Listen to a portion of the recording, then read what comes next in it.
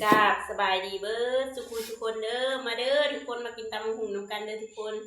ตำหุงมื้อนี้ก็มีผักสลัดนะทุกคนผักสลัดกับเบี้ยมานะทุกคนผักสลัดน้อยแล้วก็มีหมากกระทินแล้วก็ผักสไลด์ผักบุ้งนะทุกคนผักบุ้งก็น้อยๆนะทุกคนมาเด้อมากินน้ำกันเด้อทุกคน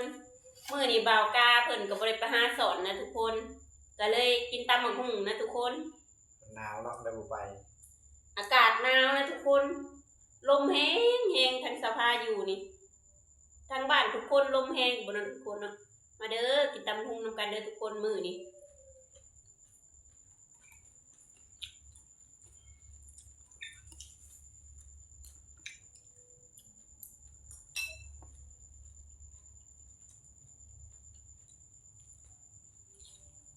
หนาวแห้งมื้อนี้ทุกคนเลยทั้งที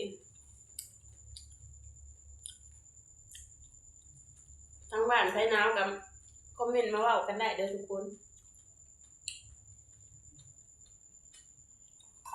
มีคนขอมาเนาะทุกคนให้บ่าวกาต้มบะคอกินให้เบิ่งแหน่ว่าซั่นเบิดไปหาน้ำมันหนาวตรงนี้เบิดไปหาเบิดมันยาหนาวอ่ะเอาไว้มันยาหนาวบ่าวกาสิไปหาปลาคอมาต้มให้กินเบิ่งนะ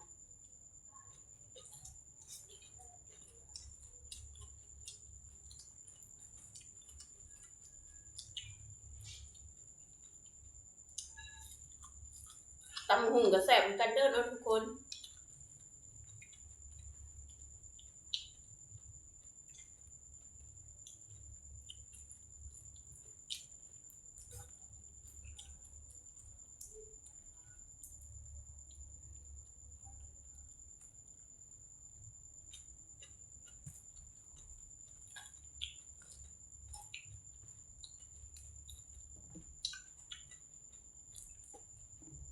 ผักสลัดกับฮักกะหวานนะทุกคน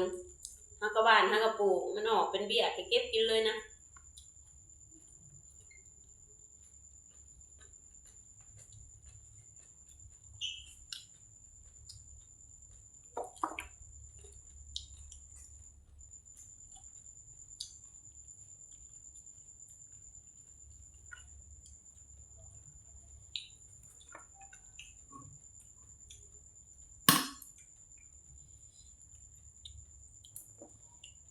เอาบ่วงมาบ่ได้ใส่เนาะทุกคนมันบ่ถนัดปานใดกินตำหุงกับบ่วงใส่บ่วงนี่เนาะทุกคนเจ้าภาพบ่ค่อยถนัดมือนะทุกคน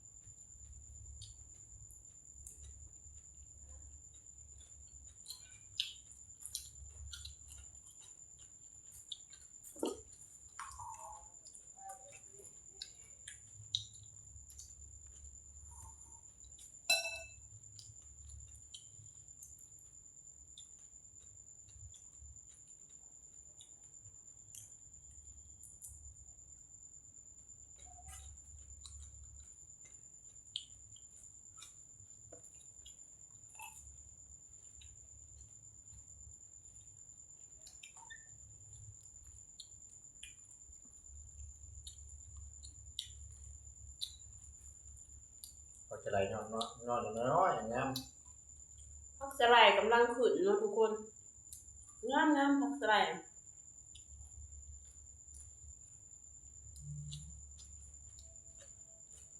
เป็นตาสะอ่อนงามแฮงแกงใส่เห็ดเด้เนาะทุกคนเนาะผักสไลด์